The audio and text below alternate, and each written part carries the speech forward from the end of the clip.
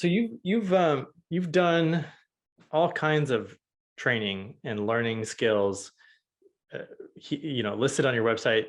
There's like anything from NLP to all this, personal development work you've done. Yeah. But I also kind of see your ability as innate to you, like you were born with some gifts and now you're accessing more and more of them. Mhm. Could you talk about, what are the things you actually learned, the skills you actually developed versus what's just was already there for you? Yeah. Totally. I think as children, we all come into this world like with our gift. I mean, I know that we come into the world with our gifts. We aren't necessarily aware of it. And if you listen to children, and I'm sure, with your own, you've noticed where they might say something and you're like, for example, this is going to sound super crazy, right? But single. And I talked to my spirit baby. So I know like I don't know that they're going to have this name coming into the world, but their name in the ethers, let's say one of them is Luna. And all of a sudden Luna's coming to me left and right. And I was with my girlfriend, and her niece, who's probably 5 or 6 years old, is talking to my dog. And she looks up at me. And she goes, "It's really weird, but I keep wanting to call your dog Luna." And I'm like, oh my God, she's so connected. Like this little girl knows nothing. Right. But because they're so receptive and open at a young age, they're in their intuitive gifts and stuff like that. So she's hearing that. And I know another girlfriend of mine, her daughter, they were in North Carolina. I'm here in LA driving. And her daughter's in the back of their van or whatever. And as I'm talking to my friend Lydia, another person starts calling. So that name flashes on the board. Next thing you know, I hear her daughter yelling in the back, "Veronica, Veronica." And I'm like, oh my God, Veronica is calling me right now. Are you kidding me right now? And she's yelling in the back in North Carolina, and I'm here in LA. And they have no idea that this person's calling. Like they're so tapped in. So for me, I get asked a lot like, hey, when did you know you're psychic or intuitive? And I'm like, I didn't. I had people telling me that I was intuitive. No idea. Because I would have a dream and I'm like, oh, I just imagine I had this dream that this couple was like married. And it was so weird. Next thing you know, they're like engaged. And no one knew that they were even like into each other. So stuff like that would happen, like little things. And then someone gave me a book to read and I read it, and it was all about connecting with the spirits, which was like divine timing, because I was living in Venice from Portland, Oregon, and I felt very unsafe in Venice. And when I had this book, what was it? I think it's called Ask Our Guides, maybe, by Sonia Choquette. Anyways, it really was like the perfect book for me. And it had me tapping into like the spirits of the plants. And then all of a sudden I'm walking around Venice knowing, okay, I'm safe. I got the spirits of the plants here. They're all with me, like protecting me, grounded. Look at this tree, grounded. Like, so yeah. So it was very much a developed process for me, but I believe that it's there. And a lot of people talk about the pineal gland. You're familiar with that? I am. Yeah. There's a big conversation about that, right? How a lot of the products we eat or the way we sleep and the screens are basically calcifying our pineal glands, where that is the third eye. I was talking to that guy I was talking to you about with the sound, and he was like, our souls are in our pineal gland. And if you look at Egyptian drawings, they always draw the pineal gland in. They're like holding it, like the pine cone, the picture of them holding the pine cone. And like all those ancient Sumerian carvings, it's the same thing with the guy with the handbag, the man bag purse, and the pine cone.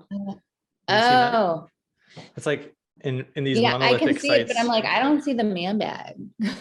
Oh, it's really interesting. There's in monolithic sites all over the world. From the sort of South American sites, the Egyptian sites, the Sumerian sites, the Turkish Göbekli Tepe. There's always 7 dudes with beards wearing a man bag, a single satchel, and holding the pine cone, like zapping you with pineal gland knowledge. So the theory is the man bags are like teaching people, it's like full of seeds, and it's teaching humanity how to do agriculture when they were teaching humans how to restart their civilization after the fall of Atlantis. Wow. The seven sages. Speaking of Atlantis, do you know about these? No, but I wanted to ask you about that because they're like these purple rods for people listening. Takyonite. Yeah. Yes, the Tachyon Rods. So supposedly the Tachyon consciousness, it's a consciousness, it was around in Atlantis, and it died with Atlantis. So the Tachyon consciousness can be manipulated any which way, and the power was used towards evil. At first it was good, and then it was evil. So apparently I'm so good at selling these that they made me like a distributor. I don't know how it is, but like a seller of these, because they called me the guardian of the Tachyon. The people that bring these in, they're in Arizona living. Oh my gosh, Tachyon Living. There you go. We'll plug for you guys. Anyways, they infuse their rods with love, so that there's like, however, the I'm seeing it. I can't even say it. What's like the circular, not a hex. Is it a hex? An orb or a sphere or something? Taurus. Sure. I'm like, the word's not coming to me other than hex, and that doesn't sound good. These are hexed with love. They cannot be broken. Yeah. So for me, I was talking about these, but I didn't even own one. And then I had people buying them, and I didn't even own one. And I'm like, I'm not spending $255 on some rods, meditation rods. And then my friend's like, no, Bethany, like, tune in, check your gut. And I'm like, okay, how profitable are these $255 rods? And I got that they were over 10 times profitable. So I'm like, okay, I'll buy them. And then when I got them, holy moly, I couldn't even sleep. The energy was so shifted. It was like I was turned on. Not like I'm wide awake and circling. I was activated. And it was What are they made of? Are they metal? Are they stone? Yeah, I mean, it feels like this is like 1 pound. They're heavy. I believe they're 1 pound each. They have smaller ones, and like I even have this necklace. Like I feel naked if I don't have this on, the Flower of Life, but it's infused with the Tachyon because it's like in front of my heart, right? Okay. But yeah, it feels like metal, and I don't know the process for infusing them with the Tachyon. But I went and visited them when I was in Arizona visiting a friend, and they have this whole chair and the circular thing that's all filled with Tachyon. The paint around the room is infused with the Tachyon, and you just lay there and you're like vibrating. That sounds really fun. I would like to visit. Maybe I'll visit there. Yeah. If you go to Arizona, let me know. Well, we might be going to Arizona. We might spend some time there this summer. Perfect. Yeah. Yeah. They're like in the suburbs of Phoenix, at least for now. Okay. Interesting. Yeah. It's so cool.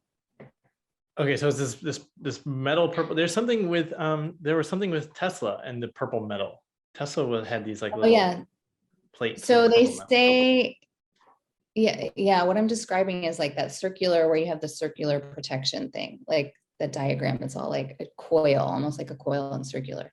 So maybe that's kind of like the Tesla, but they say it moves at the speed of light.